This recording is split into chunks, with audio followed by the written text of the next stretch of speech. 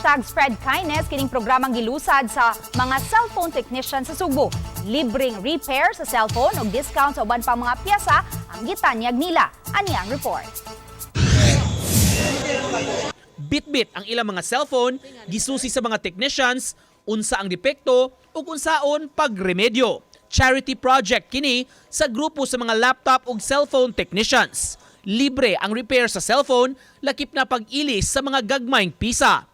May bayad hinuon apan discounted ang bag-o nga LCD ug battery para sa mga cellphones. I-check na mo daan na, i-screen mo na daan sa mga kauban.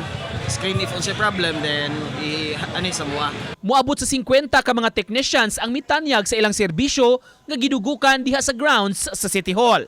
Sa miaging buwan lang, ang grupo naghimo og susama nga programa sa Lapu-Lapu City kun diin moabot sa 2,000 ang nakabenepisyo. Kun basihan ang pila nga box office, ubay-ubay gyud ay ang nagub-an og cellphone karong panahona. Natagak, na-crack, kanang gibutan na nila sa bulsa. Pagkuha na, buwak na kay naday sensiyo ang ilang bulsa. Kana siya, mga crack yun na siya. Ang uban, nahigdaan kay samtang nagidahigda, cellphone. Nga karon wa mabantay nahigdaan so mo crack na siya. Ang pingan niya. So mulong last gid siya. Pero kung kuan kita kanang wala kay kita pag-amping kanang murag damak lang ta nga paggamit. Magkuba gid siya.